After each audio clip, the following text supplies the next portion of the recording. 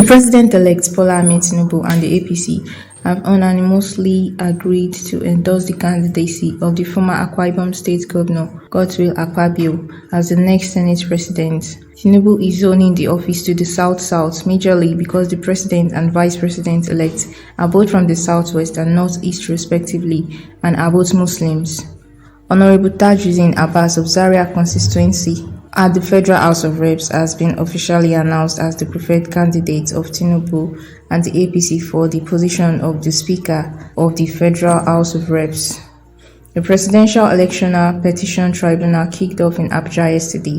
The tribunal was filled to the brim and even featured the candidate of the Labour Party, Peter Obi. The Supreme Court has finally announced the Governor of Osun State, Adeleke, as the authentic winner of the July 2022 Osun State general election. Will Akpabio perform as Senate President?